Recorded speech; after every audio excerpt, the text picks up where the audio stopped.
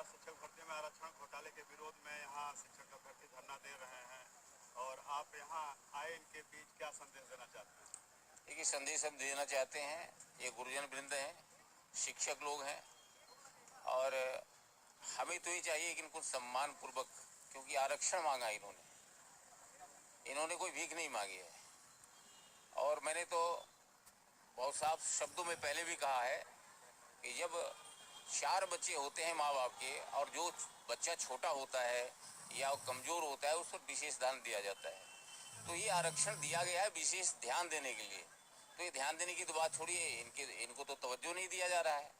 तो इनकी मांगे जायज़ हैं और इसको तुरंत योगी सरकार को माननी चाहिए। और यदि योगी सरकार ने इनकी मांगे नहीं मांगी तो भाई हम हद से ज़्यादा जा सकते हैं, हम किसी भी हद तक जा सकते हैं इस काम के लिए।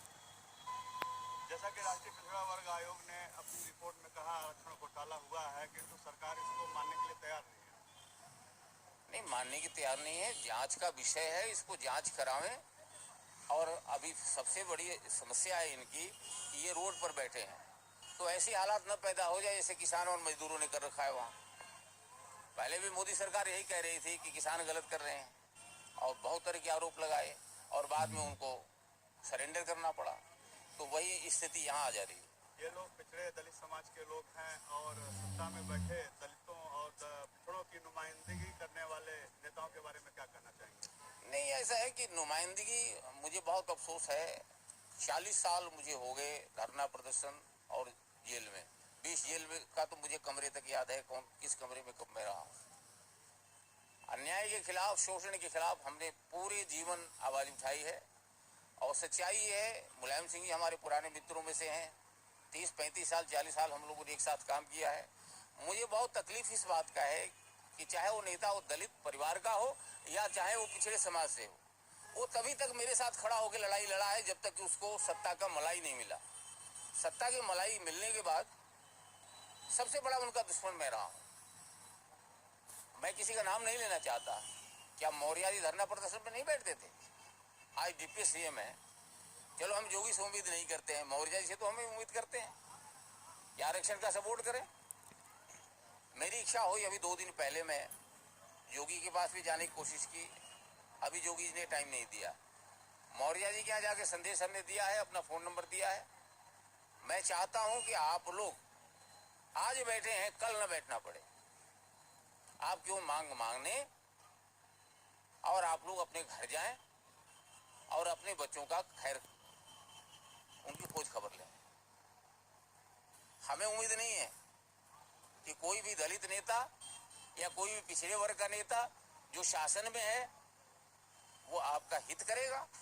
वो अपनी कुर्सी बचाने के चक्कर में लगा हुआ है। वहां तो इस बात के लिए लड़ रहे हैं कि डिप्टी सीएम हम हैं, हमको मुख्यमंत्री क्यों नहीं बनाया गया। उनको इसी बात की पीड़ा सता रही है अभी। तो आगे अब योगी जी यदि इसी तरह के काम करेंगे, यदि योगी इनकी बातें नहीं मानेंगे, ऐसे ही विरोध झेलना पड़ा, तो अभी तो मोदी जी के लिए खिलाफ आवाज उठी है, कल को योगी जी कहीं ऐसा ना हो कि जमानत बचाना मुश्किल हो जाए।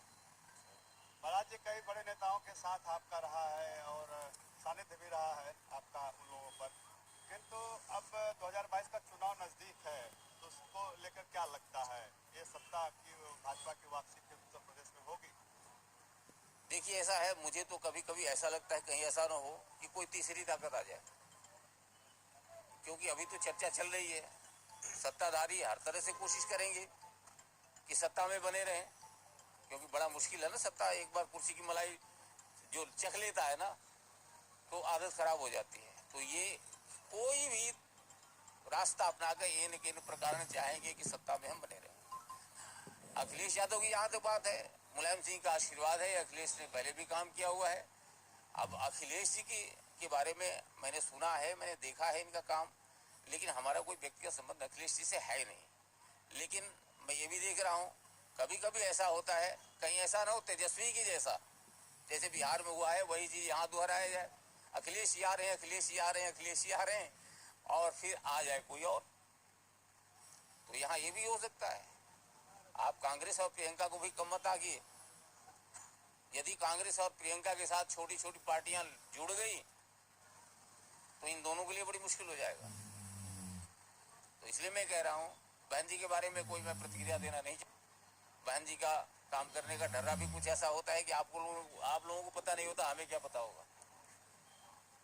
तो इसलिए मैं बड़ी साफ शब्दों में कह रहा हूँ कि यदि योगी जी को कुर्सी बचानी है तो अभी भी वक्त है। जोड़े, जिंदगी जोड़ने का नाम है, तोड़ने का नाम नहीं है। समाज में खाइयां पैदा करके, जात बिरादरी में खाइयां पैदा करके और धर्म के बीच दरार पैदा करके आप जो है कभी कामयाब नहीं हो सकते। तो ये देख करके